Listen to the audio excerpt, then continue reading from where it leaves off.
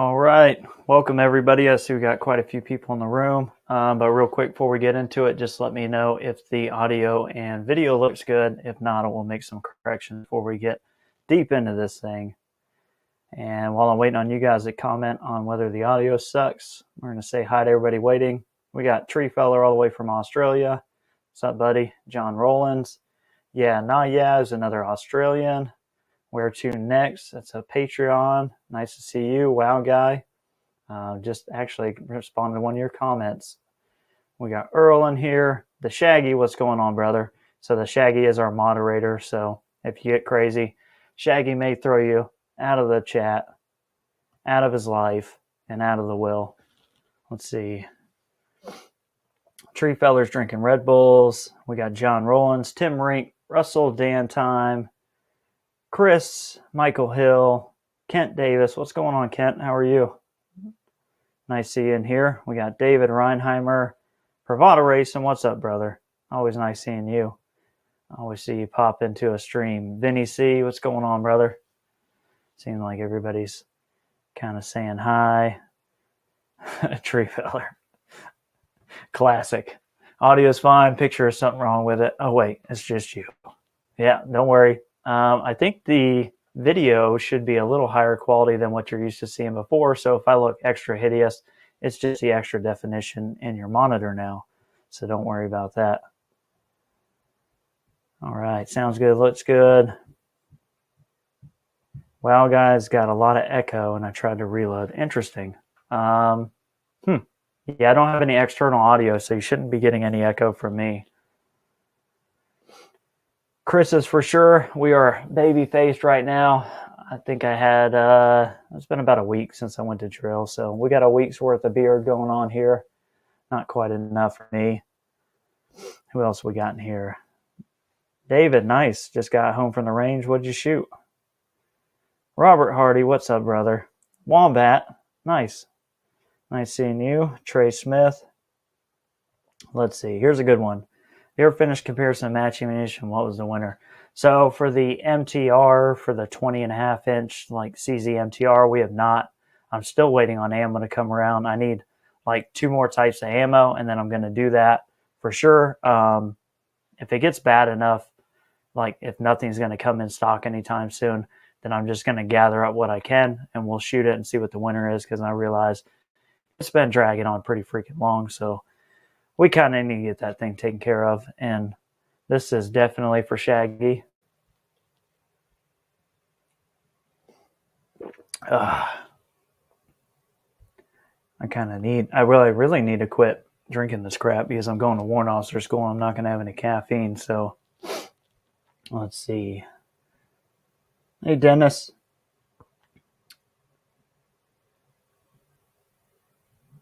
Let's see here. Somebody has something. There we go. We should do a question time. I'd like to pick your brain. Yeah, for sure. This whole live stream is question time. So fire off your questions, and if I miss it, just fire it off again. What's going on, Willard? Nice seeing you. What ammo am I looking for? I think the top contenders that I'm missing were Pistol Match from SK and shoot. Hold on. Actually, I'll look. Remind me in about 10 or 15 minutes once we get everybody kind of settled in, and I'll pull up the video and look. But I think Pistol Match was one of them, and maybe one of the OG guys in here know, just based off of what we've done in the past. But I know Ely Match is one. I've got that all covered up. No worries on that. That was the other ones. Let's see. Here we go. Good question to fire off with. What kind of upgrades should a Bergara BXR besides trigger would be worthwhile, should I just say, for a bolt action? So not that you can't have a accurate semi-auto. Of course, the trigger is going to help you no matter what. So if you have like a lot of skills behind a rifle and you can shoot any trigger, then you're not going to see a lot of accuracy increase the trigger. It's just going to make it easier for you to be accurate. But yeah, the bolt's going to be more consistent. But there's nothing wrong with the BXR. I would have no, I guess I would have no problem taking that to like an NRL 22 100-yard and in match with any semi-auto, as long as it's decent quality. Let's see. Bet if you crank out 1 or 2 videos, you'll be Yeah, I'm hoping to be 10,000 subs before the end of this month. That was the hope. So we'll see if we can do it. And appreciate you, Troy. And yes, Athlon Cronus is amazing, and it's definitely a good optic. What the blank? Warrant Officer School and no coffee. Yeah, we don't get any phones. Well, I think we can earn the phone like for like 30 minutes at a time, like twice a week, but no caffeine, no nicotine, no nothing. It's very much basic training style, total control, 24 hours a day, that kind of thing. I see a Quail Ridge trophy on the wall. Maybe I'll see you there. Yeah, I'll be at Quail Ridge. Like I said, I'll be in Warrant Officer for the next 2 months, starting February. But yeah, I shot Quail Ridge in December. Yeah, December. Kevin Murphy. Yeah, I always seem to miss it. Maybe I'll check again. Honestly, ordering stuff like just a box or two here and there. I've been trying to find some locally with some people who may have some ammo because I've just spent a ton of money in the last month, and it's pretty crazy.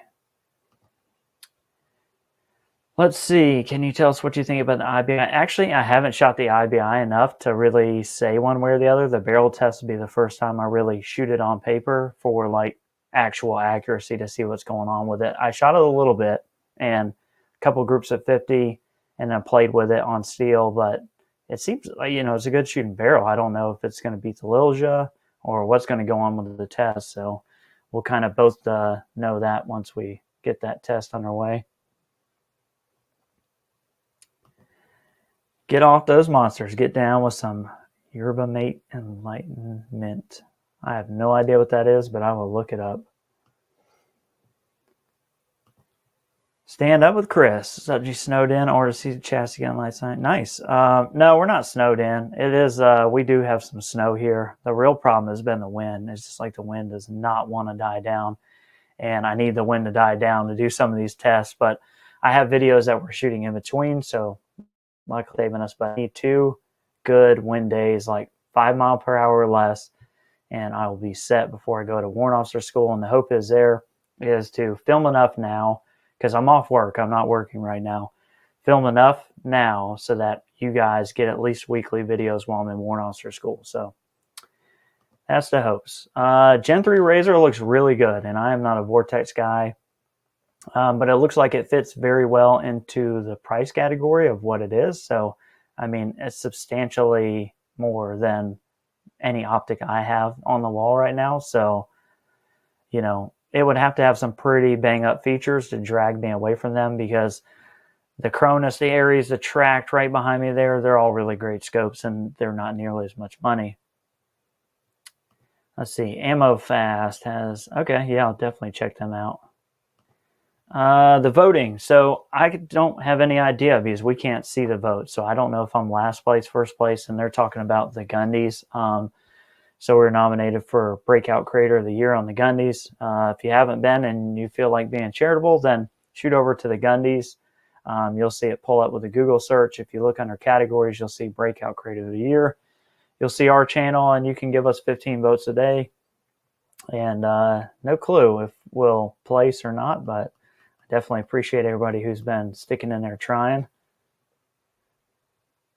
How will you ever survive? I don't know, man. Honestly, I'm freaking pretty old. I started running and doing a little exercising, and unfortunately, I got like a little cold, kind of sick, and then we got snowed in, so that's really killing my kind of groove with training up before, but I'm sure I'll survive. I'm just going to be miserable.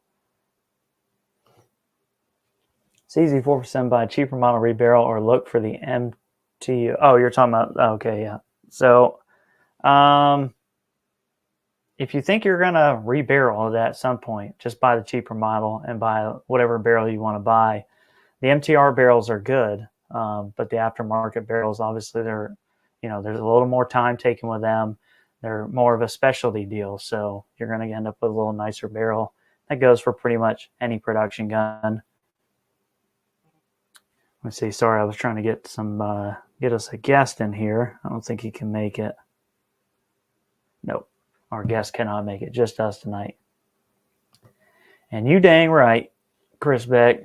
No caffeine or nicotine is going to be rough. Let's see.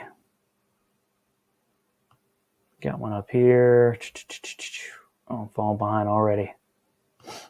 What damage done to the range and how much snow have you gotten from the latest storms?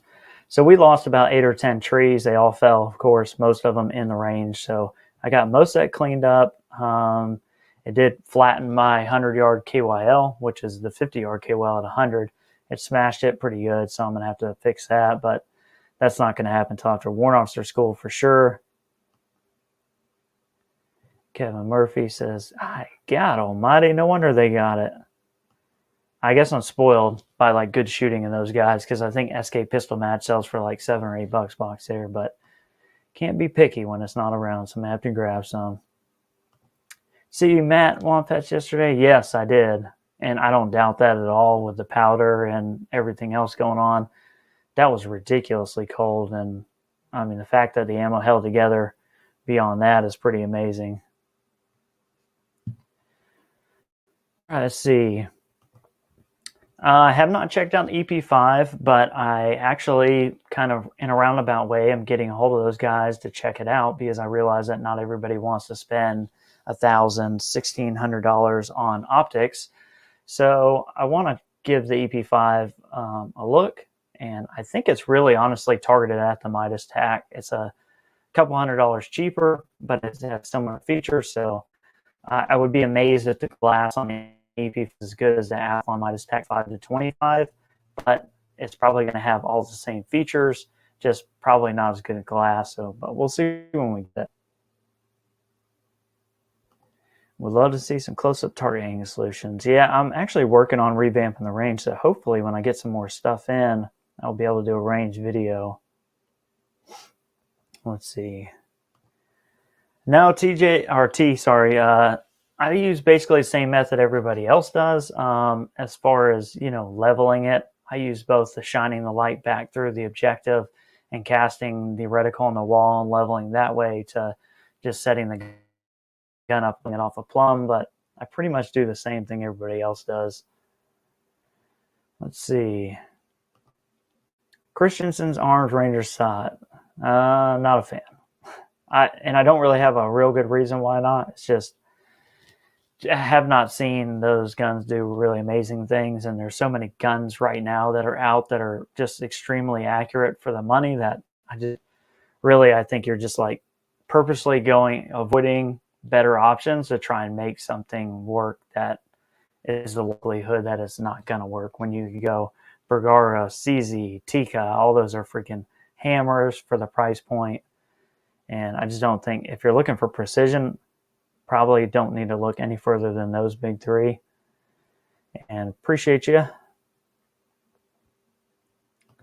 What do you torque your action screws to? Today's video. So I'm a little different, and somebody asked me this in the deal. Now on the stocks, like a traditional stock with pillars, I'm 35 inch-pounds. If I'm in a chassis, I'm 65 inch-pounds. Now I'm not saying torque yours is 65 because if you guys start stripping out your screws, I don't want to be the one responsible for that, but that's what I do.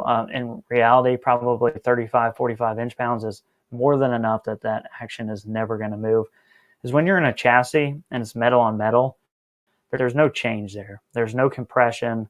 So I think all the kind of black magic that happens with stocks, wooden stocks, or with no pillar stocks, with torque values kind of don't really work so much on a chassis because you're metal on metal. There's no room for movement in that kind of system there. Thoughts on a Savage FBSR to get my nephew? I mean, yeah, if he's 12, that thing, they have some of those are really freaking hammer guns. And for the price point for a 12-year-old, for sure, let him shoot that, see if he's interested, because he may just, shoot it 1 year and then never want to do it again. If he's still around in a year or two, then you can always go up from there. But yeah, definitely a good starter gun. Let's see. Currently testing 13 amp, have good groups but many vertical, horizontal lines. Any clue why? Now, it depends on what distance you're shooting at, and I found some of the stringing can be if your stock isn't pillared and you're shooting it and your torque values aren't quite right, that can cause some stringing. If if everything is not torqued right, then you can get some kind of weird stringing issues. Sometimes it's just the ammo. So, you know, if it's 50 yards, you shouldn't be really seeing much stringing. If you're seeing like ½ inch of stringing at 50, either it hates that ammo or something's going on that's not happy in the gun. Nice, I appreciate you, well, guy. David says, shoot some more twigs. Yeah, I'm going to have to before that range is cleaned up, that's for sure. Let's see, just changed the trigger spring and stock triggers on Cz-4, both at 20 ounce now. Very light for me. We'll see next time out. There you go. Yeah, 20 ounce, I'm kind of trigger spoiled. That would be heavy for me, but I know a lot of people are more traditional, like hunting style setups, where 20 ounce is going to be a pretty light trigger.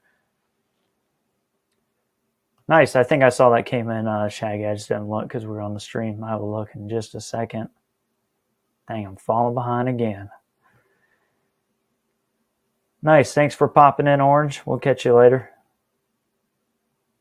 Kent's looking forward to Arc review. Yeah, me too. I like to. I want to review stuff that's not all super expensive. So I do want to get some budget-friendly options.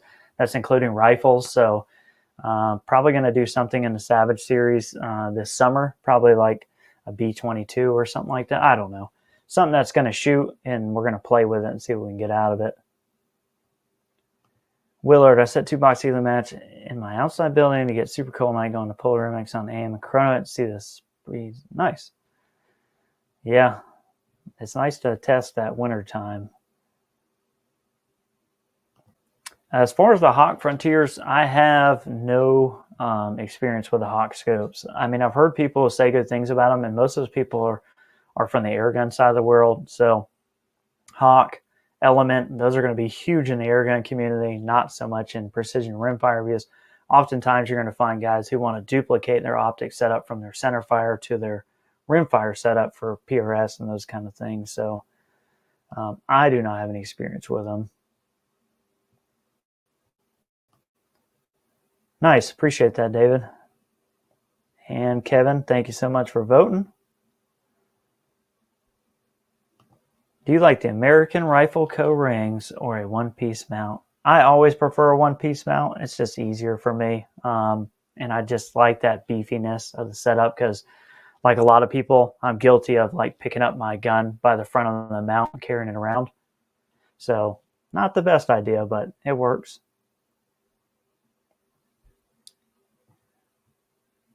See, quite a few people, including yourself, have mentioned about regard for not having a smooth action. Has anyone here, or do you know anyone trying? So there are fixes, and it's not that it's not smooth. It's that there's like I don't know what you would call it, but when you're closing and opening the action, it feels like it's got a lot of spring tension weight on it. And I know there are some surfaces in there that can be smooth. I think if you search just that, you'll find where people have done that, and it slicks them up. But as far as the action riding in, like, or the bolt riding in the action, that's actually fairly smooth. Let's see. Uh-oh. Here we go. Midwest long range here. It's the other Precision 22 guy. I hear you, buddy. So Midwest, he has a CZ build going on. We have basically the same deal, but he's doing his a little differently. So if you're interested in like keeping the rifle as close to stock as you can and getting performance, he's doing something like that right on his channel. Whereas we're like throwing money at the problem, which is what I typically do. But that's just my style. So check his channel out. It's Midwest Long Range here on YouTube. That's what I'm talking about, dude. David's in my club. 8 ounces would be like my ideal. 6 to 8 ounces where I want to be. I appreciate you, Shaggy. Let's see, oh my God, are we catching up? Good. I could go on a rant if we catch up. And I've been like holding in a rant for a while. Build a 1022 with a Lilja barrel. You know, I may actually do that because I have my original like first rifle ever is a 1022. I have it in here. And it's got the factory barrel back on it. And I love a Lilja, so maybe. Let me hit those guys up. Yeah, I had similar results. Wow, guy. I was able to get mine down to like 10 ounces. It was pretty amazing. But still do like the Timney. which we got one more up here. It's waiting for a home. It'll be going in pretty soon. Let's see a review. Yeah, I'm going to review that Arkin for sure. My FX M3 versus your mildly built 457 air enthusiast. Well, I will raise you one. How about my wildly built FX M3 versus my wildly built 457? So kind of a spoiler alert. That is going to happen for sure. I don't know if I'll get a video done on that before I go, but I do have an FX Mark III on the way, and it is being pimped out by the boys over at Utah Air Guns.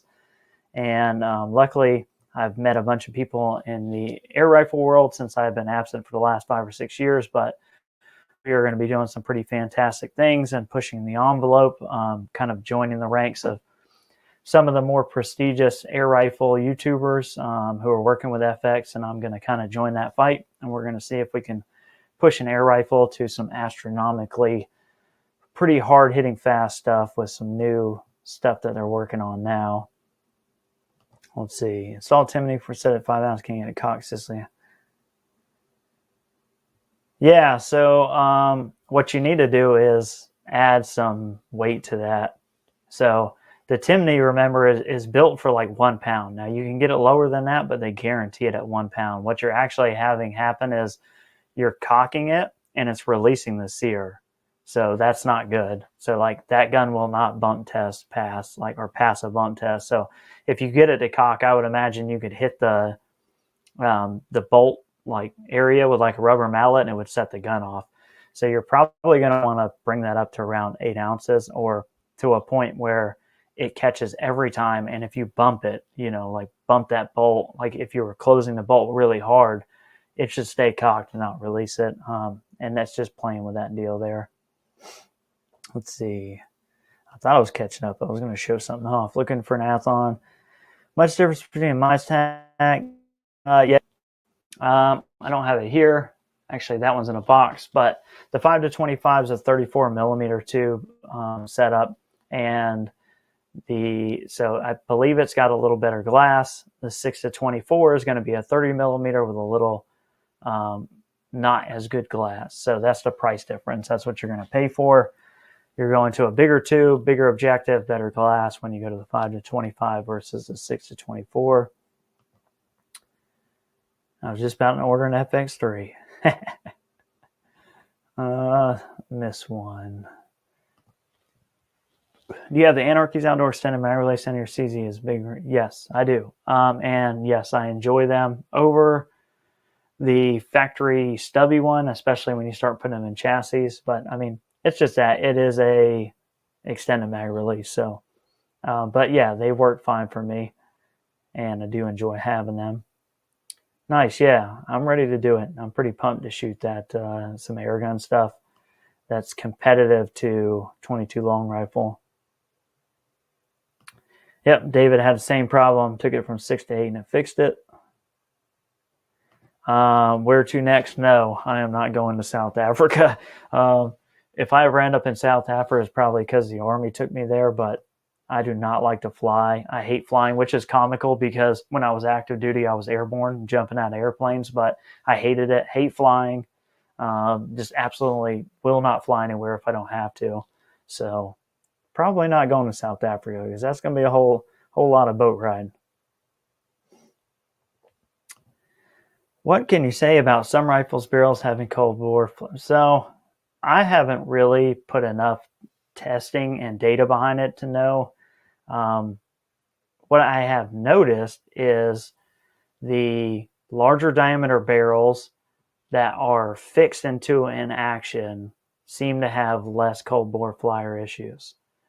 The thinner profile barrels that are set by like grub screws and other, means of connecting them seem to be more prone. Now I can't say that for sure because like I said, it's going to be a lot of testing, but I am very interested to find out what causes cold bore flyers in some rifles and not others. Glass on 6 reserve is good as 525, 302 is the only difference I can tell. Yeah, it's been a while since I had 624. I remember mine being not as great, but it could have been a one-off scope thing too. But yeah, the 34 mil tube and the 56 millimeter objective and all that. And I think the turrets, I can't remember now. The turrets may be slightly more different or slightly different. Let's see. And Scott, smoothed out the areas you mentioned on the V14R. Helped a lot. Not to mention 4,000 rounds. Yeah, that'll definitely help. So Stan, you don't really need to break in a barrel. So the only thing you're really doing is seasoning it for the lubrication of the ammo you want to run. So 5-10 rounds in a clean barrel should get it pretty well seasoned in. But every barrel is going to be a little bit different. When you switch ammo types, either clean or shoot 10-20 through it, it's going to shoot out the old lube and bring in new lube for you. Kind of start shooting for groups. Let's see. John says in the Air Force, never getting on a plane again. Yeah, and you could be right, Treefellow. The only problem I've seen is it happens on if I clean the crap out of a rifle barrel and clean it just squeaky clean and shoot it, I can still get a cold bore flyer on some of these. So it's just weird. Yeah, Mike Butler. So it's a production gun, so some of them are going to be, able to be set a little lighter than others. Some people, like the first one I got, my MTR, it was like a freak. I mean, it was like stupid light from the factory with the Yodave. It was stupid light, and then the Timney was even better. But just kind of laws of averages that 90% of us end up with a 2.5 pound trigger. 2.5% end up with a 2 pound trigger, and you end up with a 3 pound trigger. So just what kind of happens on the production gun stuff. What's going on, Andrew? Nice to see you. Let's see. 4D. No, I don't glue them in because I change them a lot. And I've epoxied barrels before, but honestly, with the 457s, I really haven't seen a need. And honestly, some of these pre-fit barrels, like, they're hard as crap in anyway. I put several of them in the freezer to get that tenon to shrink a little bit so I can get in the action without beating the mess out of it. And yes, sir, there will be videos. What county I am? No, that's fine. I'm in Guilford County. So I live in Guilford County, very close to Alamance County. But yeah, there'll definitely be videos while I'm gone. I took off basically a month from work leading up to the 7th report to Warrant Officer School. And that whole time I'm going to be filming. And of course, we got a winter storm and it's been windy, and it's just, how it is. You plan, but you can't always plan for everything. So I do not shoot suppressed, and the only reason is I'm an accuracy freak, and there's been quite a few people that I trust pretty much with their information. If they say it, I believe it, and they've tested it, and they show that, they get less accuracy, so that's all I need to know. So I just don't shoot suppressed because of that reason. Oof. If you had one choice, would you pick a Kestrel over a chronograph or vice versa? Shoot. Chronograph. Because SDs are so important to PRS shooting, and it helps me pick that ammo. I can figure out the drops. You can take enough time to write down all your drops. The Kestrel is definitely not a necessity. I could do, well, I mean, heck, you would still have your phone. So yeah, I would definitely have a chronograph over the Kestrel. Which one do you prefer, Cronus or the Tract? Well, I pointed over the wrong shoulder. Sorry, camera life. I like them both. So the Cronus is a little stiffer. So turrets are stiffer, which can be good. Turrets are lower profile on the Cronus. The Cronus has 2 more mils of elevation. The Tract is very smooth, but locking windage and elevation, not everybody's going to like that. And then it's got really good glass. It's hard to say. For me, the Tract, I like the Tract a lot. I like the Cronus a lot too, but the Tract is just having all those smooth knobs, and I like that taller turret because I can see it from a cheek weld on the gun. I can just kind of look up and I can see the dial very clearly, so I do like that. But yeah, it's going to very much be preference orientated. So before we get too crazy into this, I had, which I think I posted pictures, I had these guys made. I'm put this in front of my face so it focuses. Project 13, which I think is a play on Project 13. His name is, I think, Rich Whipple, But I think if you search Project 13, then you can find him. But he makes these custom kind of ammo cases, and these things are freaking sweet. Let's see, keep that from falling out. You see there, it's got like a flag kind of deal there. You can laser cut anything you want in the top. But I like these to keep my ammo separate because me and my daughter shoot Elay match, but we shoot different lots, and we're constantly, I should say, she's constantly mixing her ammo and mine. So what we did was I had him make her one as well, and he did a bang-up job on hers. I'm really happy with this thing. I mean, you can't see there's some writing on there that's very faint, but she loves this thing. It's like, I think they're right around $80, but you know, for like having something like that, to me, totally worth it. And super cool stuff. If you're trying to be extra like me, then you can check those guys out. And that's not a paid endorsement or anything. I paid for those. I just like what he does. The guy's really cool. He's a PRS shooter. He's a 22 guy, and he makes something that's pretty neat, and he puts a lot of craftsmanship in it. So I'm totally behind all that kind of stuff. My MTOs are lighter from factory compared to American. I have a trainer, and some wars have one on them and have two on it. Notice some 457s have A1 on them, and some have an A. I've interchanged them. I know, like, from like the inside, because I've got like 4 triggers over there. I've kind of looked at them. I don't see any difference besides the trigger shoe being polished. Maybe since that polish part is polished, maybe it's slightly lighter because of that. But I think basically from a manufacturing level, they're basically the same. Don't look now, Joshua. Rick is, no, he's in, Rick is in Vegas. My factory, holy crap. Dang, that's crazy. That's nice. We got Brad Armstrong. What's up, buddy? Not in front of you. Did you see that FN is rumored to manufacture high power again? I did not see that, actually. And I guess we're in it. Nice. Yes, I have used a barrel tuner. I think for fixed distance shooting, the barrel tuners are a really good way to go. I almost put more importance on SD and ES of my ammo versus group size. But if you're looking at just group size, and yes, tuners do work. For me, our rifles get banged around barricades and things, and it's just one more thing that I can mess up. So that's why I don't shoot them personally, but they do work at what they do. The thing to remember is that, you know, lot testing, it's not a replacement for lot testing, because if you're trying to shoot out to distance, a tuner can't tune the standard deviation of the muzzle velocity and the extreme spread. It can tune groups, but it can't tune that. So when you're out at 300 yards and you're throwing a 14-inch vertical group, because the ES and SD is all over the place, that tuner's not going to help you. The lot testing will. Hello, Delta Strength. I have not, but I'm looking to get one when I get back, hopefully towards the summer. I do want to check them out. Appreciate y'all. Shaggy. Well, and honestly, I picked both those colors, so you could get them in whatever color you want. Those are what I wanted, so let's see.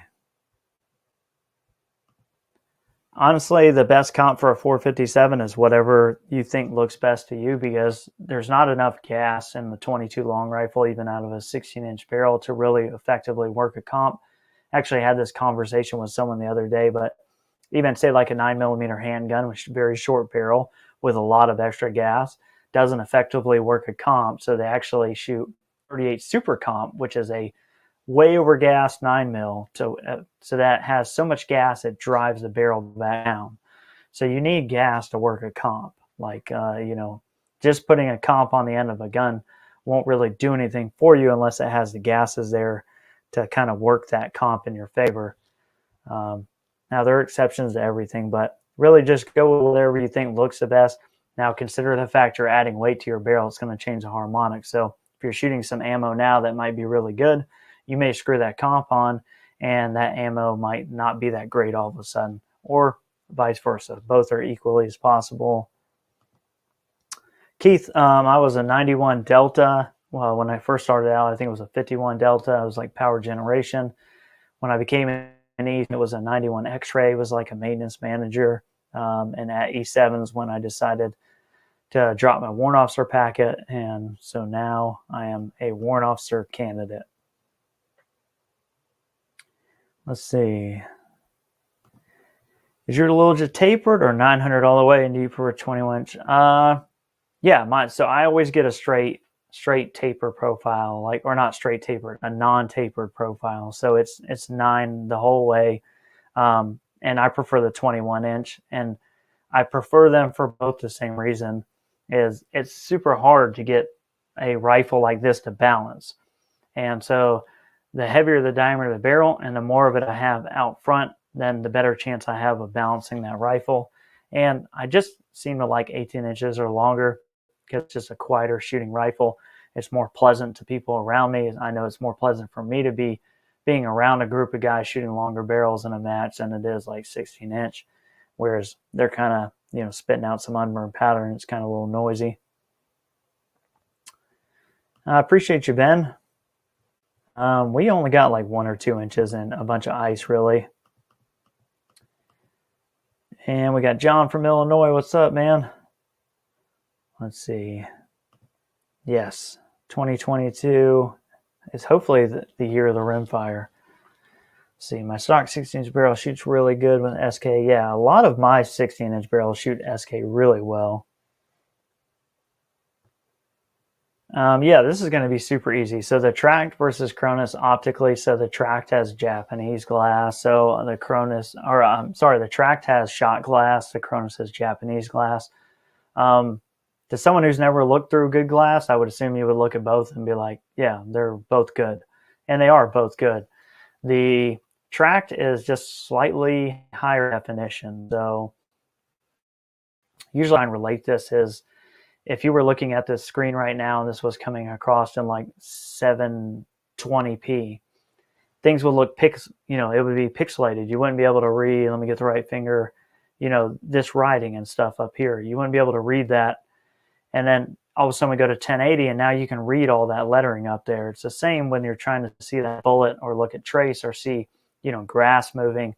Both images look good. The Tract is slightly higher definition, so you're going to see slightly more details, which, if that's a big deal for you, then it's worth that little bump.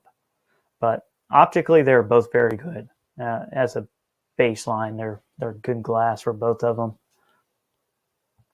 If you look closely at when they're out of the gun, some are Mark 1, some Mark 2. Yeah, and I don't know, maybe I'm wondering if they're just marked that way so that the guys on the assembly line know which shoe to put in it. So maybe like 1 is polished and 2 is black. And that's how I don't know. I really couldn't tell you. I guess there could be a million reasons. Maybe they are slightly more polished. They put a little more time into them, but not sure. Keith, nice. Let's see here. Have you tried a spur mount? Just pair one on my Cronus and you can see the turret without really sure. Yeah, so I have the Tract has a spur on it now, for no other reason than basically I needed a cantilever and the F3R that I had, which is up here. The cantilever they had was going to be too tall, so Spur had a specialty model cantilever that was low and cantilever, and that's what I needed. I could see the Tract turret with either one, didn't matter. For me, I don't know. Would have to try. But right now I have my Cronus with the Athlon rings, and they are very thin on top. And I do need to kind of slightly raise my head to get a really clear picture of the turret to see what I'm really dialing to. But it's really nitpicky stuff. I know that was one of your benefits of the Tract over the Cronus. Yeah, it is. And it's not, you can see the Cronus. You can, with your left eye or your non-dominant eye, you're going to see the turret, but you're seeing it with your peripheral vision. Whereas a Tract, when it's unlocked and up there, you look up and you're seeing it with both your eyes. So you're seeing it with very good depth perception and it's very clear. So it's very easy to just glance up, quickly dial and not, have to kind of refocus 2 different images. That's kind of what I've used and what I've seen. I like the Game Changer as a rear bag because it's like a good all-around bag. Works really well for the rear, but then you can use it on a tank trap, a barricade, whatever. Game Changer, if you don't have one of those, definitely get a Game Changer.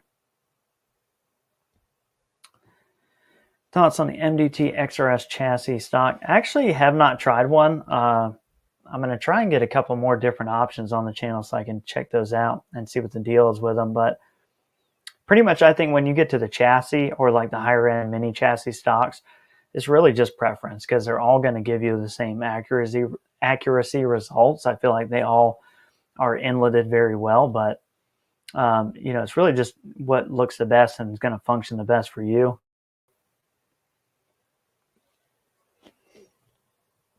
That's a good one. Would I still need 10-20 rounds for the barrel if I stay with Ely would switch from Ely Club to Target match? Yes, because Ely Club and Target are running a different lubricant and it's a different projectile.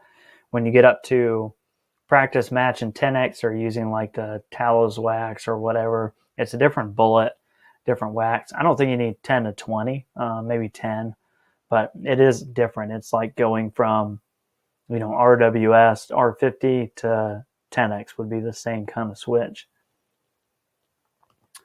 And no, you cannot shim the Bartlett, well, at least as far as that one I have. It's just a standard pre-fit. You just get what you get. It's kind of like any other pre-fit. Lilja is the only one I know that's doing the shims. But for me, I think they totally missed a mark with a 22 long rifle elite barrel by leaving it a bench chamber. I just don't get that at all when it's directly made for the 457. It's made for a bolt action rifle. Why would you bench chamber it? That doesn't make any sense. And then charge $550 for it. Like, it's a premium barrel. Like, did you think that we wanted to shoot stingers out of our $550 barrel? Like, I don't get their deal with that because I know that they offer match chambers. So not really understand that. Midwest long range, I miss your voodoo. I don't miss the voodoo. You got all the voodoos in the world. You got enough voodoos for the rest of us, man. There's the man right there. So this, when I was talking Mark III earlier, and I was talking about working with some of the guys who were like super crazy into the airgun world and really pushing the boundaries of what's happening in airguns and working with, key partner brands. This is one of the guys doing it. It's Up North Air Gunner, and he's actually bringing a Cz on his channel to do some stuff with. So if you like the whole idea of like the 22 long rifle versus the air rifle thing, then Up North Air Gunner, that if you're not subscribed to him, go check out his videos. He's going to be doing that. Going to be doing some good stuff. So, and we're going to do some stuff together. I'm actually going to call him out. Well, I kind of already did. We'll see how it works out. But I want to take my Mark III and being an inexperienced air gunner but a PRS shooter, and I want to put the the whoop butt on him and take him out on some NRL course of fire stuff. So we'll see. What upgrades would you do to Brigar B14 besides trigger? Really just a trigger. Like if you have a good shooting B14, which is most of them, just put, really, I'm going to tell you, put a Trigger Tech Diamond on it because I just think for 700, that's where it's at. So we got some jokers in the crowd here. Get shaggy on you boys in a minute. But I actually did really enjoy the quality of the Voodoo. The Voodoo is like buying a 2011, like an STI. Like your M&P that was built, it shot great, and you did great with it in competition. And then you bought the STI for like $5,000, and you shot the same score. But damn, did that thing feel good? Like, and it's just a custom feeling gun is just a different experience. It's not really necessarily always going to, improve your game, but it's going to give you a lot of confidence, and it's just a really good feeling having something that's really slick and made that type of tolerance. Gives you a lot of confidence, and it can definitely help. Bipod, yeah. So you're talking about the SkyPod goes up to 800. So these guys, this is what I use, which are Atlases. Do have some Accutacs on the way. These are a couple different models, but they're just Atlases, and they have really right stuff ARCA attachments, things like that, but very basic. So Atlas, you can get into one of these for like $300 or $400. Now that's still expensive. Hopefully I'm testing the new MDT is like a $200 ARCA compatible bipod, and I wanted to test that. So hopefully that's going to happen pretty soon. Yeah, but $400 is pretty typical. Do you know the Boyd's chassis? I do not. I got some Boyds over here from some stuff. I haven't been overly like thrilled about their inletting and what they're doing. Boyd's like way back when was like, I don't know. To me, in my mind, Boyd's was this like kind of a high-end stock, like, but it was affordable, but they made really good stuff. And now I think they picked up so many OEMs. They were just cranking out stocks left and right, and they only have to meet the tolerances the manufacturer requires, which is not going to be super high.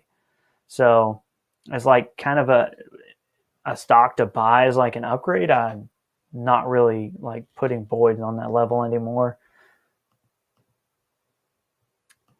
I have not tried the Citrons. I think it's mostly because a lot of their stuff's bench rest, but I just haven't tried one. How many different lots do you buy?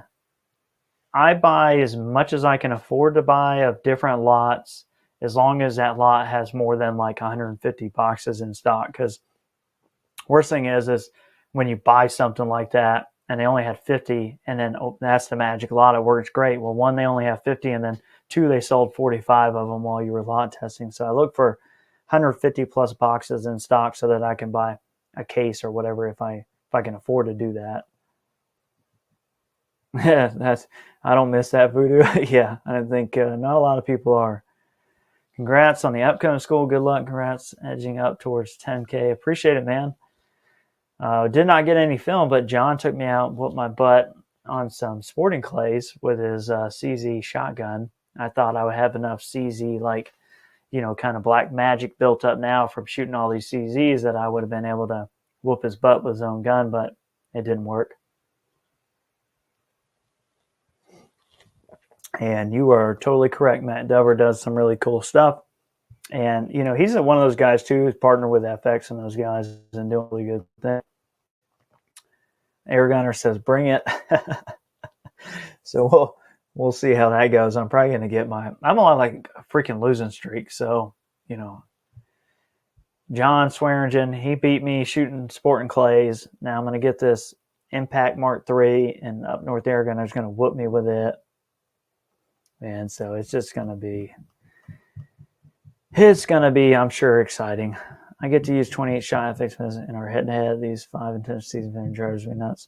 Hey, that's fine, because the Core Survivor is only 10 shots anyway. So, but yeah, you do get some crazy high-capacity mags with that FX.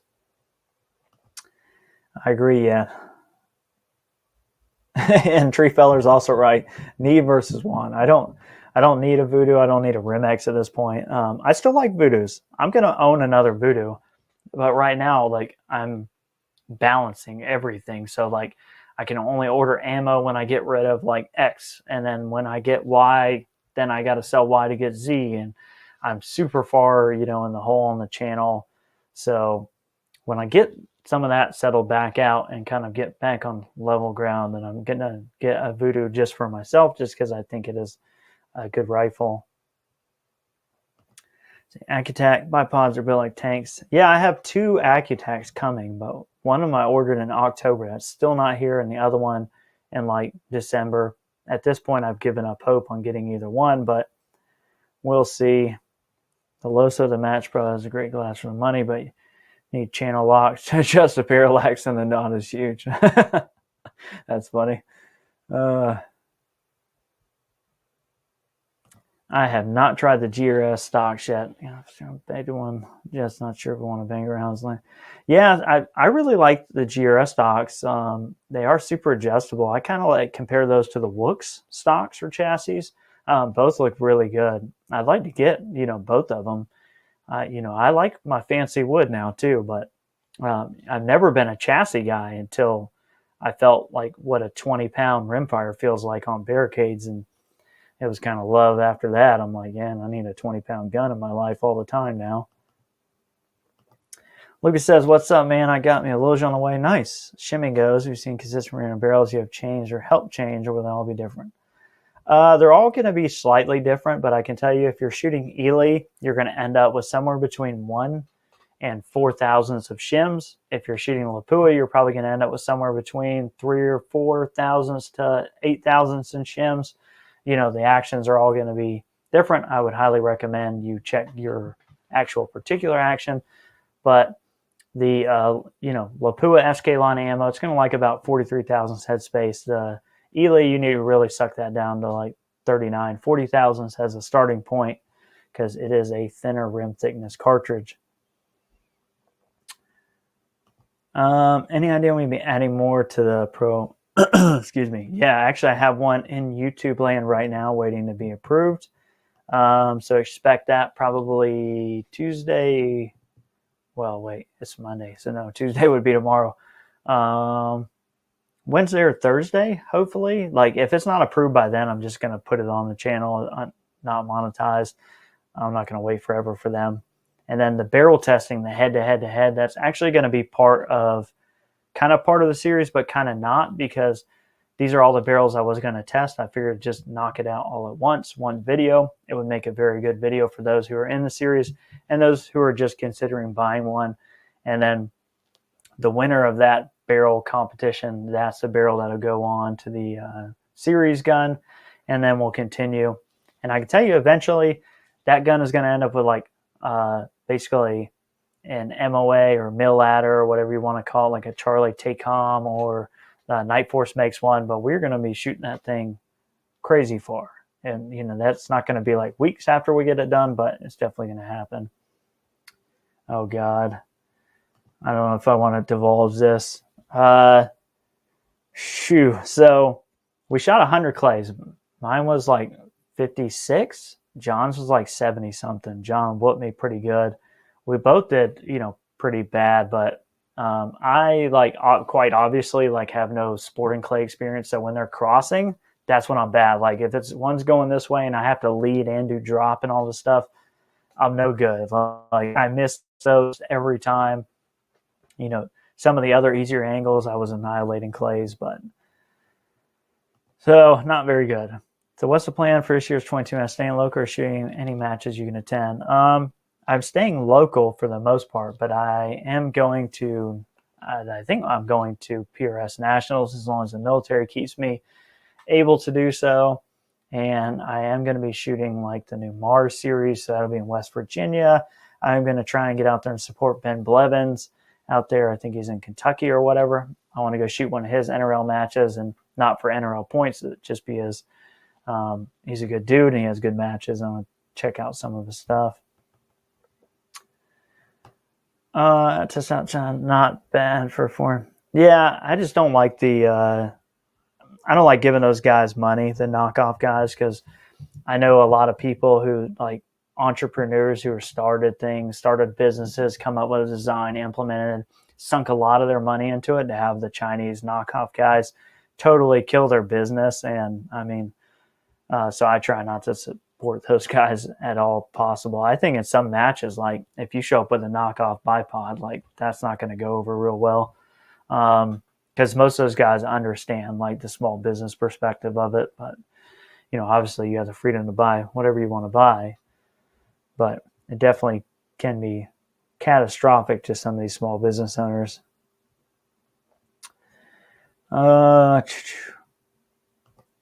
Yeah, I mean, you can shoot non-lubricated ammo. It's a lead bullet, so it may lead more, you know, may lead more lead deposits. You're not going to hurt the barrel. You're shooting a lead, you know, bullet 1,200 feet per second or whatever or less, so you're not going to hurt the barrel with it.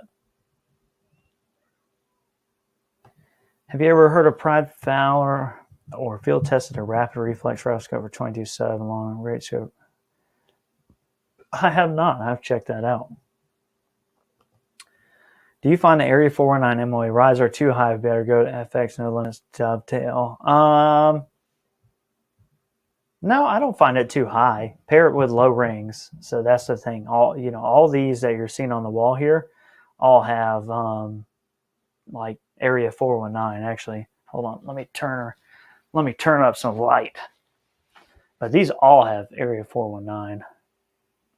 Let's see if I can do it where it's not going to blind me too. Hopefully you guys can see it better. That's definitely going to blind me. But yeah, those rifles have the 419. And let me get back out of the way so you can see it. But you can see for what's out there on the wall. I mean, they have like, it's plenty low. You don't have any, you're not going to have an issue. Now, you can't run them like if you want to run a high set of rings or something like that. That's definitely not going to work with a 419. You definitely need like low rings. Would you recommend a chassis or a stock for chassis or a stock like the Manners? Something that's going to be like metal, like aluminum pillars, or better. So that's what I would like. Where I like to start is something minimum like aluminum pillars, and then go up from there. The chassis are going to give you way more options. Let's see. Yeah, I don't think I'm going to be practicing too much because I don't own like a sporting clay shotgun. But yeah, 56. But it was my first time shooting it. I've actually never shot sporting clays before. I've never done like a field course thing. I've shot some clays at like when people, like your buddies, throw them out and that kind of thing. But yeah, it was like my very first time. So I wasn't too disappointed, but it was pretty comical.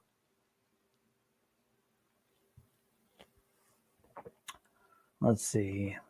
51, how did it shoot? I have not tried one, and I don't know anyone that personally has. Oh, yeah, so the rant. I keep forgetting to go on my rant. It's only 7:56. So you guys probably hear this a lot, too. So you see the CZs on the wall. Constantly get comments, like just all the time about, you know, people like the content or they don't like the content, or they like the rifle or they don't like the rifle. That's kind of doesn't matter. But I constantly get the same thing. It's like, oh, it's not really a CZ, or there's not much CZ left in them. And I think what a lot of people like fail to realize is that when you get up to a certain like price point rifle, like a Voodoo, how much of the Voodoo is still a Voodoo? Like not much. It's the action and the bolt. Like, well, that's the action, but it's the action. They farm out their barrels. They farm out their stocks. The Rim-X is just the action. You know, a Deuce Ultimatum is just the action. They farm out everything else. So it's exactly the same thing you're doing with a CZ. You're just starting with a production rifle and building it into something that performs at that level versus just buying something like that. So I'm sure you guys hear it all the time too, but I just wanted to have like a quick rant on that because I just see it all the time. Just so many people say that, and they're like, how can you call that a CZ? And it's like, it's a CZ action. Like, what more do you want it to be CZ? Like, I get it could have the CZ barrel on it, but you know, people have been rebarreling rifles forever. And, you know, it's just crazy to me, especially when those people own a Voodoo or a Rim-X or like a custom action gun like that. And then they want to, you know, say that the CZ is not a CZ anymore. It's just kind of crazy to me that thought process exists, you know, but I don't know. So to me, whatever the action is, that's the gun. That's the make of the gun. No matter what I do to that rifle, when I send that gun to someone else, it's still a Cz-457. It's a 457 action with that serial number still. But I don't know if you guys have the same experience. Yeah, I don't know if it's maybe that's some of it, but I don't think so. Did you paint your VPT MTR Mayor stock? Yep, I did. So it's over here out of the picture on this side. Actually, I could show you. I just can't touch it. Move this guy around, Shaw.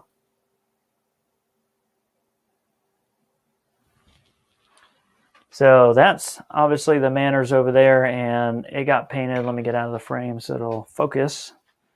But that's the Manners. It got didn't get painted, but it did get Cerakoted. So it got Cerakoted black, and just wanted to mix it up a little bit. Kind of get tired of the same old, same old. But yeah, so it's basically the same. Just got a little Cerakote on top of it, and we Cerakoted with a Lilja. Keep good work. Thanks for service. Hit me when it comes to Sanford. I'll buy you a chance. Nice. Yeah. I actually could probably come through Sanford here in about a week or so. But yeah, I'll definitely hit you up. Usually extremely good shooter. On 2 back in the day are both phenomenal. You're fine when I would grab it. They're still now. Rare nowadays is Remington. Gotcha. Yeah, I've heard a lot of people talking about it. I've never actually personally owned or shot one.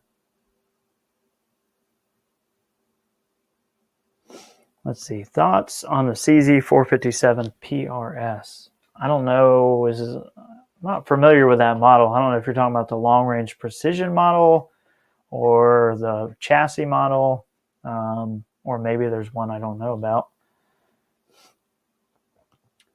You should get CZ to offer just the action. Dude, if I could get CZ to offer the action, I'd have like 5 of their actions. Those guys don't even... I'm like a fly on their windshield. Like, they have no clue who I am. They don't care who I am. I could be responsible for the sale of 10,000 457s. It wouldn't make a lick of difference to those guys because they don't have a problem selling rifles. They don't need me, which is fine. I don't need, and at this point, what would CZ even be able to offer me? I have had basically every CZ 457. So, yeah, those guys won't even answer my phone calls. So, and Ron, if you can't touch a firearm on a live stream, YouTube will kill the stream if you're handling any kind of firearm, because unfortunately we live in a society where we have really sick and twisted people who would go out and do heinous things with firearms on live streams, and YouTube doesn't. So I really can't blame them, I guess, for that. It's kind of the old deal there where, like a few bad eggs spoil it for everybody else. That's kind of the deal there. Because believe it or not, actually, YouTube is not that anti-gun. Like, YouTube, as far as what you can upload, you can pretty much upload whatever you want, as long as you're not doing anything crazy. It's Google and AdSense is what limits us. So if we want that video to be monetized, then it's like, it's much more scrutinized. Like, that's who's putting all the stipulations on this. YouTube, as far as the platform, you could pretty much put up, and I know they're not like, I know they shut down some channels and things like that, but as far as what we do, they have zero issues as YouTube with what we do on my channel. So let's see, what's the definition of good shooter? A 4 or 5 shot group set 25 C to center to center. Are you asking? Oh, I got you as an example. A good shooter is something at 50. I would say if it can consistently shoot .3s, that's a good shooting gun. If you can get half them away, that's even better. Same at 100. If you can shoot like .6s and .7s consistently, and that's like really good. You sub under 1 inch consistently is good. That's a shooter. Problem is now there's so many people on the internet, there's so many people that are honestly just full of crap who go on the forums and say, oh, my gun shoots. Every time I pull it out, it shoots under an inch. I can tell you, I have like every barrel manufacturer, and I've shot a bunch of guns, and I know a lot of really good shooters. And, having a gun that will shoot under an inch every single time you shoot it is just nearly impossible. Now, consistently under 1 inch is possible, but that's going to be a good shooting gun. And then, those good shooting guns, they're going to average out 0.7, 0.8, are going to dip down a lot into the 0.5s. And they might have a bad group that's like a 1 inch group at 100. But don't believe all the people you see on the internet with all these guns that shoot, that are bone stock factory and shoot under half inch at 100 yards every time they pull the gun out, because most of those guys really don't shoot their guns a lot, and they're just kind of full of crap, honestly. He's only stock item on his is mags. I know that feeling. So what's going on with the Bartlett barrel? You decided to change the AC chassis manufacturer. So obviously I shoot Ely, and specifically Ely match, and I have like 2 matches coming up, and neither one of those lots were like stellar out of that gun. And at the point in time, I didn't have time to mess with it. So I know already have dope and everything on the Loja barrel, like it's already set up in my Kestrel. So it's just very easy for me to just swap the barreled action into the ACC. Then I can shoot the ACC. I already have dope for that gun. It's much easier for me to compete that way. But the Bartlein, it's not a bad barrel, and it may win the barrel shoot-off. I don't know. But it's a bench chamber, so that doesn't have me really super thrilled to begin with. But we'll see. Maybe it kills it at the barrel testing video, and I swap it back on. Don't think that's going to be the case, but have you any problems with polymer versus steel? No. Sometimes the polymers, you need to give them a little bit of extra, but they always seat for me without any problems. So I think the LRP is actually discontinued now, but honestly, all the 457s are the same. It's all the same action. The only thing they're changing is the barrel and the stock.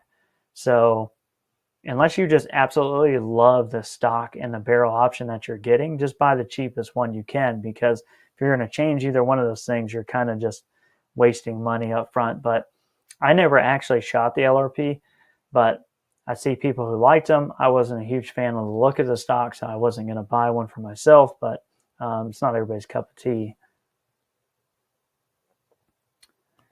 I can shoot .15s all day with Remington Golden bullets from Marlin. Yep, you're exactly right. That's funny. Is there a big difference between Elite Match and Elite Team? No.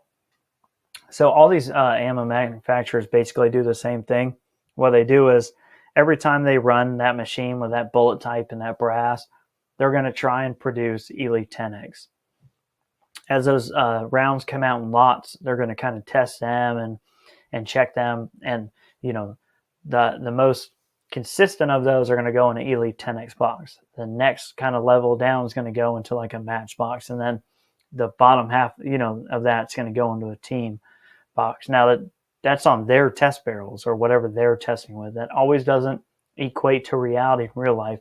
I've seen Elite Match outperform 10X and vice versa, but it's all the same. It's just like Center X, Midas Plus, and Exact. They do the same exact thing with those, you know, those bullets. So, all right, Mr. Treefeller, we'll see you. I don't shoot any high power F-class or anything. I'm going to do a little bit more center fire this year, so I'm probably going to have a 223 we're going to build and have on the channel. Hopefully working with some people, because quite honestly, I just can't afford to build a center fire right now. So I'm hoping I can get some people involved with that so we can get a 223 on the channel, because I'd like to do a 223 AI and have that, shoot that in some competitions. We can kind of play with that gun and, you know, just kind of do some accuracy related stuff with it, and it'll be a nice kind of deal. What's up, Mr. Jake Hubman? Nice. Appreciate you. He just became a YouTube member. So for those of you who don't know, we started the membership thing, and I had gotten a couple of inquiries about it, but really that's just for some people don't want to go to outside websites like Patreon or through PayPal, but they want to contribute to the channel or they want to support us in one way or another. So we fired up the YouTube member thing, and basically it's just one more way for people to get involved and help support us. So there's no real extra perks that like a Patreon or somebody would get. Basically, when you get into the member deal, you get the Discord. So it's just a faster way to connect with us and the guys who are on Patreon and the YouTube members too. So I know a couple people were asking about it, but it's really just kind of us hanging out. So, you know, Chris, you don't need to go. Yeah, I know I don't need to go AI, but I just feel like I just kind of want to. What is on the Discord? So the Discord is just basically us hanging out with like a chatting kind of server, and we just hang out and shoot questions. It's just the fastest way to get up with us, like, or fastest way to ask questions, or we can share stuff, hang out. It's just a faster way of communication, because as we continue to get bigger and bigger and bigger, I'm not going to be able to answer every single comment like I'm trying to now. I answer every comment that I can. I also answer questions for Patreon. I have like my website contacts coming in. I have 2 emails worth of contacts coming in, and I literally spend all day on my phone, and it's just not sustainable. So eventually the Discord will become the priority. So basically, like, the time that I have, I will be on Discord answering questions. If I have time left over after that, I will go on the other thing, answer comments and do things. So just going to prioritize communication to the Discord. How do I get a membership? Well, that's easy. So you can go and you can become the Patreon, which is pretty easy. If you go to my website, pursuitofaccuracy.com, you can see the Patreon link there. Or you can just sign up to be a YouTube member. I think right now the member on YouTube is like only the last level of membership basically allows you the Discord, but I'm going to open that up to all of them. I didn't realize that it was limited to the one right now, but if you go next to where you would subscribe to the channel, next to that should become a member or member, and that's how you kind of get on that deal. And you were right. I want all them Australian dollars, Tree Feller. Just out of you, not US dollars. I want them Australian monies. Yeah, appreciate it, Hoff. 26, 223 pushes 75s. Yeah, I've seen people doing that. It's pretty crazy. Honestly, it's only AI because it's just something I want to play with. It's really for no benefit. Like, I'm not really going to be that crazy with it, but it's just, the actually improved stuff just rolls off the tongue. What are the most bang for the dollar piece of equipment? If you have limited funds to invest like I do, what's going to help me bring more steel and stack more points? That's a tough one. Boy, that's a loaded question. So I guess we need to know what equipment you're starting out with. Like, are you talking about from the ground up you have nothing, or you already have a rifle and optics? Like, so it's definitely tell me more, and I will do my best to answer that. But tell me where you're starting, and then we'll kind of figure it out. Appreciate you, Josh. Thanks for sticking around. And thanks for Shaggy for leaking it. What's up? How you doing, man? We got the Dark Lord After Dark. Nice having you on here. Let's see. So I actually have a 3-barrel shoot off right now that's like coming up. Well, I say right now, it's coming up. It's going to be the next test I do. So it's the IBI, the Lilja, and the Bartlein. Right now, before having done that, I'm always going to say Lilja. I've had the most positive experience with Lilja, and it's a hammer, especially if you shoot Ely. Now, the Lilja will prefer Ely ammunition based on chamber design. If you don't like Ely and you have no plans on shooting Ely, then maybe consider like the IBI. That's a match chamber. You going to have to wait a little bit to get it, depending on if you're US or somewhere else. But Lilja is my default answer. Josh Bumwars, glad to come here and try and help. I appreciate you, Jake. Mr. Jacob Hubben. Let's see, AUD Pacific Peso. Nice. What's up, gun guy? Yeah, usually you're rolling in after the fact, man. I'm glad to have you here. Let's see. Took the Lilja off my 455. I'm going to try it on my, yeah, they're the same barrels, so you won't have any problems there, which is a nice thing too. I love that CZ made like as much backward compatibility as they could, even though the 457 action is shorter, they still made it compatible with like magazines and small parts, which is pretty freaking awesome. Not a lot of guys are doing that. Let's see. So adventure and obscurity. Let me know where you're at as far as what you got now and where you're trying to get, and trying to answer that for you. Let's see. I'm at the same place, adventure and obscurity. I don't have a rifle. I'm looking at CZ-457 At-1. The At-1's a good rifle. I don't like it, and I'll show you why I don't like the At-1. Now, a lot of people are going to disagree. In YouTube, this is not a gun. This is just a stock. Let me put my little mic down here.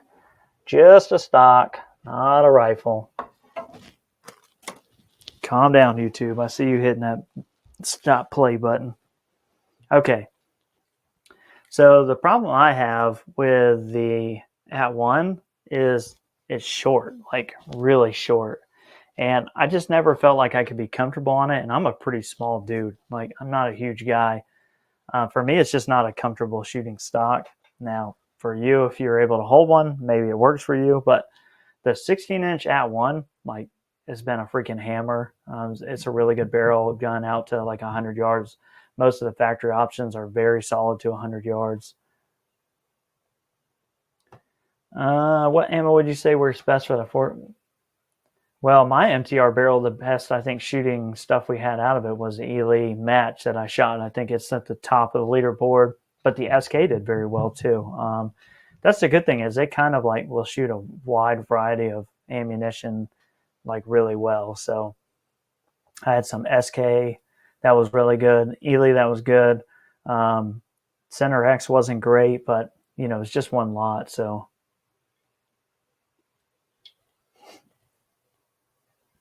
let's see. Yeah, there goes the stream. Do you have a preference on what, Matt? Well, I really love the new Lilja 3, but outside of that, I don't geek out on the chambers very much because I'm willing to basically take whatever's, you know, being used and find the ammo for it. So as long as you're willing to put in the work, like I don't really mind what, you know, what chamber is put in it because honestly, the changes are so insignificant to me as a PRS shooter. It doesn't really matter. Now, if I was a bench rest guy, you know, I may be geeking out on that a little bit more, but for me, I value consistency over, you know, the tiniest groups. But, you know, I still want to shoot 0.3 at 50, but that bench rest guy, you know, he's not going to stop 0.3. He needs the 0.2. I don't need the 0.2. I'll actually pass on 0.2 at 50 ammo to get a tighter SD with a 0.3 or 0.4 inch group, you know, gun at 50. So, see, I also purchased at 120 part reason like stocks just has no bedding, bare wood. Yeah, this thing is, I mean, that's what I was saying. You know, I used to really have like high regard for boys and their stocks, but I mean, that's it. It's just wood. There's nothing, and the inletting looks like it was done with like a shovel. Like, I mean, it's not even, the inletting's not good. I can't imagine how much bedding compound I would have to put in that to get that straightened out. So some points, you know, which guys have good success with them. So you know, maybe it's not all of them are like that, but I just didn't really like it. Swapped out my MTR Star MDT and really like it. Shooting in the match. Yeah, I love that MDT. MDT makes really good stuff. Yeah, definitely look at it, Tony, and like feel it. Like if you don't go to gun shop and like actually like, you know, take your time. Don't let those guys rush you. And then if you can, like grab a 700, you know, Remington off the thing too. Feel the 700, you know, a full size rifle, and then feel that thing. And if that thing feels just like tiny and uncomfortable, then, you know, you don't want to have to like conform to the gun all the time. Toner, what it went with the 4%, some sort of went RPR. It's okay. I got the opportunity to shoot a build 4% is so much better. Yeah, not all. Some of the RPRs are shooters, but you know your odds of getting a 457 as a shooter is much better. What's going on, Wani from Ireland? Appreciate you. Have you seen a definitive difference? Yes and no. So, I mean, just from my personal experience, the MTR barrels seem to shoot a little better at 100, 150 yards than the factory chamber. I think they do a better job of holding tighter SDs. Now, at 50 yards, no. Like, it doesn't matter. I've had factory 16-inch barrels that shot SK standard like a freaking laser at 50, but then at 100, you know, it shot it like a shotgun. It's going to be very independent to the ammo in the barrel, but overall, as a general kind of feeling of from what I've shot, the MTRs are going to be a little better, especially at distance. And at 50, it's pretty much a wash from what I've seen. So some of these guys might have had different experiences.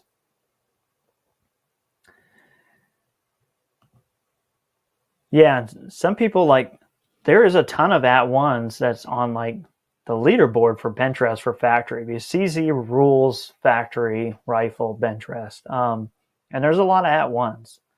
So I'm not saying they're like not bad. I'm just saying when you look at this, that's not good. Like, this is not something I would want to have to bed and deal with. And I don't know. To me, it's just there's other options out there that I think, one, are going to fit an adult shooter better, and two, are going to be bedded, are going to be inletted a little bit better and have some sort of pillaring in them. Let's see. Yeah, Wild Guys Cry. Most match chambers, you're going to need to shoot the round in the chamber to get it to eject, which, most people understand that's usually not an issue. Let's see. You got the Oryx MDT. I haven't tried one yet, but I want to.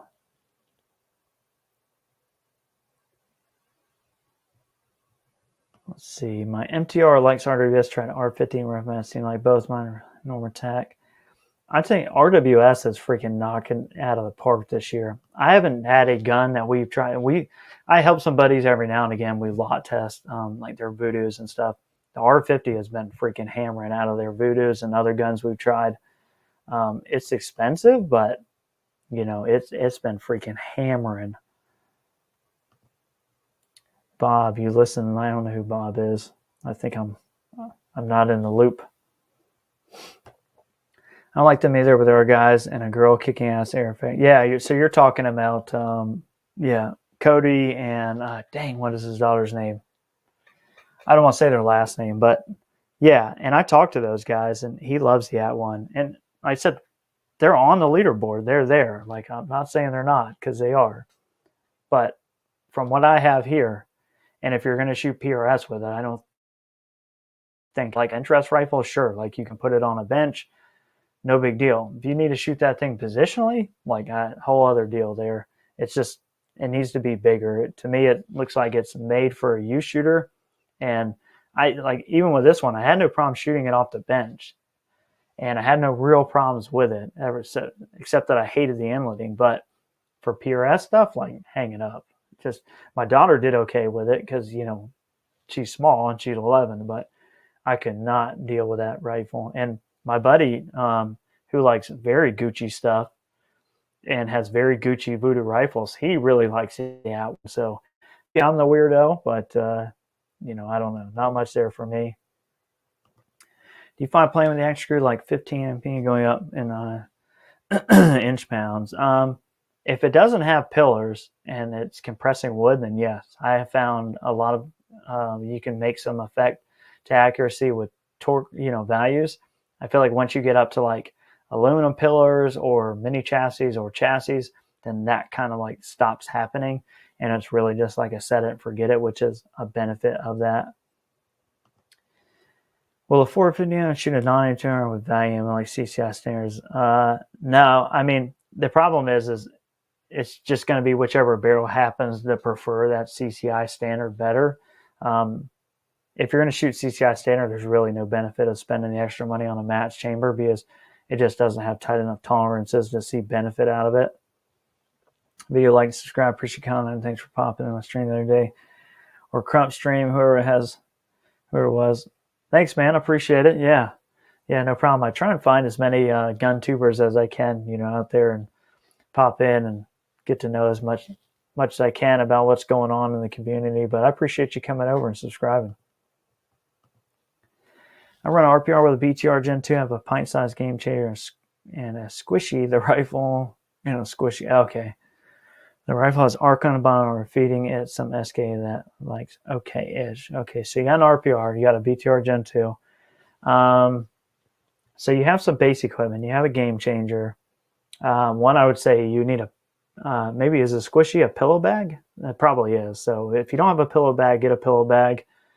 Are you missing a lot of shots at distance? And a good question. With the BTR Gen 2, are you able to see your misses? That's going to be like your next step up. Now, if the gun is accurate, then fine, leave the gun the way it is. But, if you're missing at 200 plus yards and you're not seeing your misses, that's going to only really be corrected through better glass, unfortunately. So you're going to kind of have to pick which one may benefit you more, a more accurate rifle.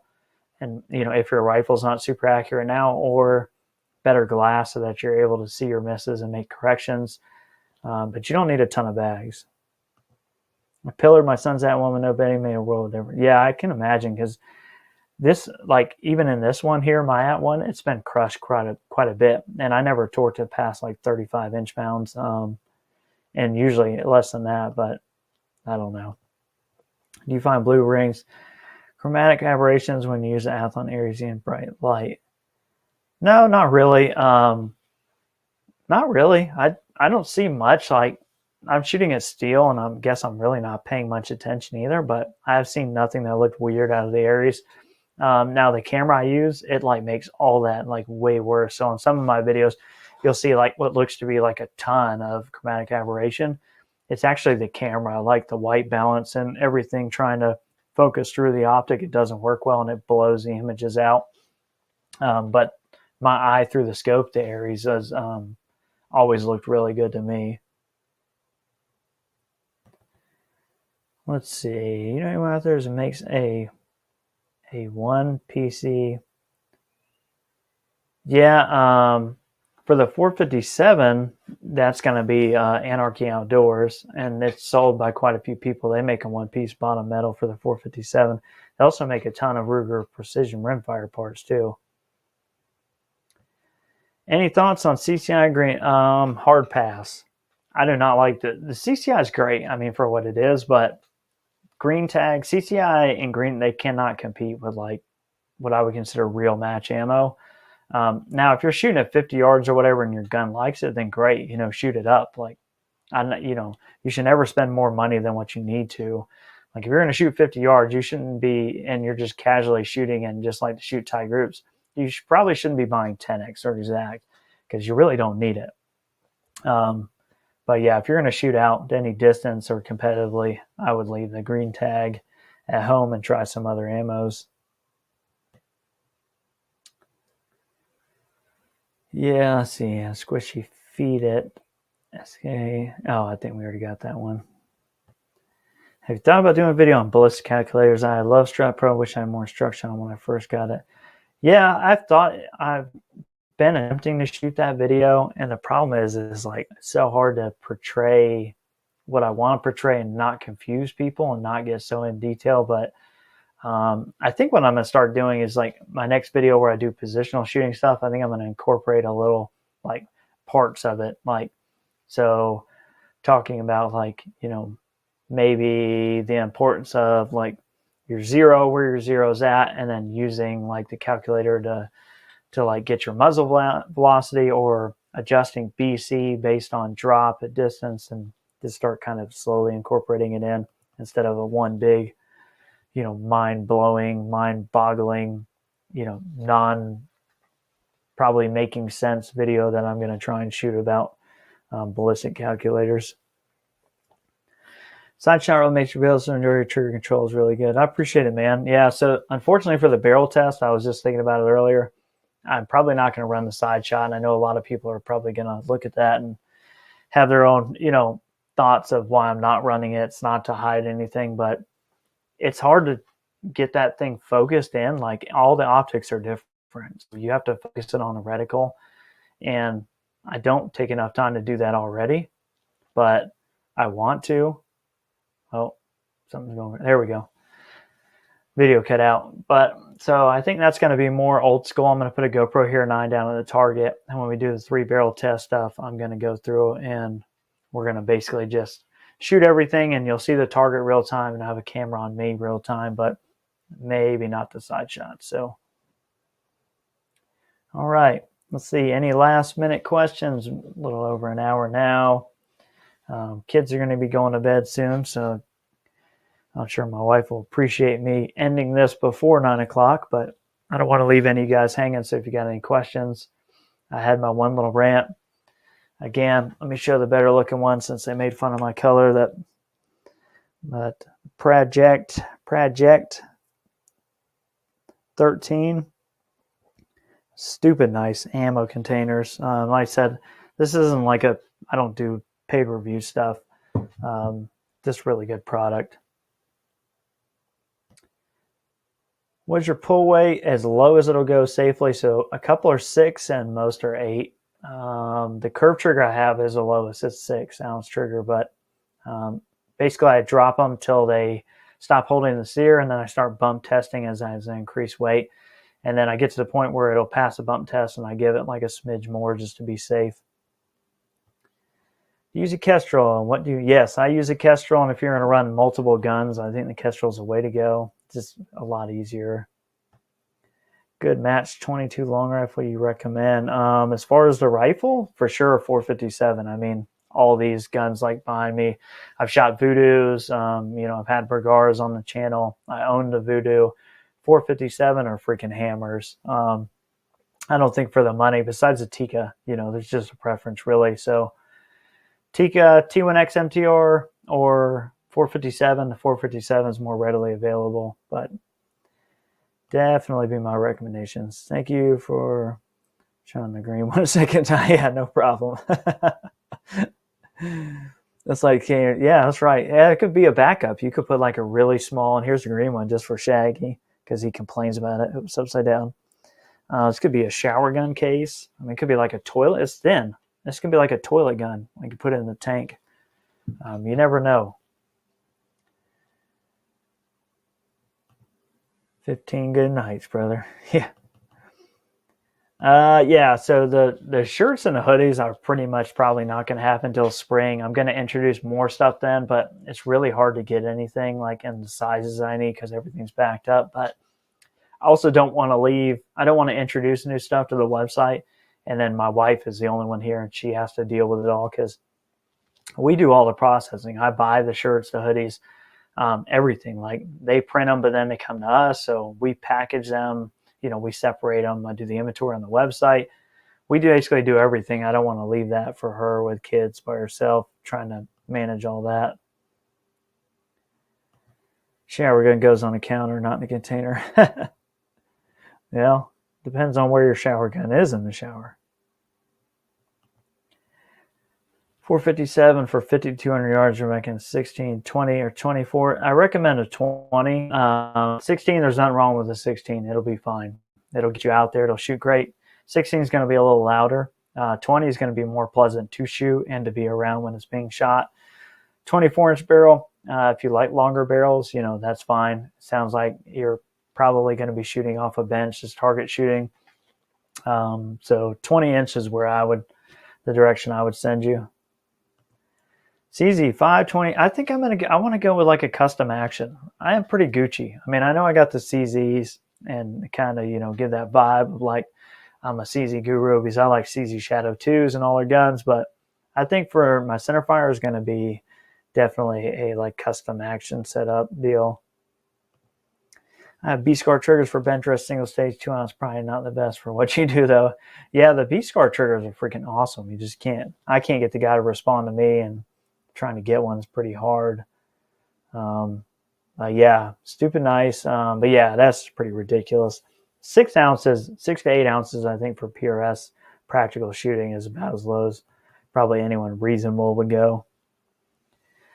Don't forget, yeah, appreciate it, Shaggy. Y'all check out the website. Got a bunch of stuff on there. I do direct links to all the stuff we use on the channel. There's write-ups on there from other people.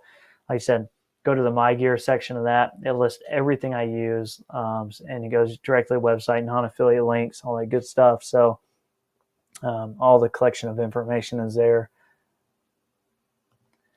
Use a magneto speed and does it fit in your barrel with ACC? Yeah. So I have to like finagle it, but yeah, the magneto speed's up in the corner just out of sight. I use it. See, it's not very well, my nerd brethren. Appreciate it, Sam. Yeah, hopefully we'll place on the whatchamacallit, the Gundies. That'd be cool. But if not, no big deal. I was just happy to be nominated. It was pretty cool.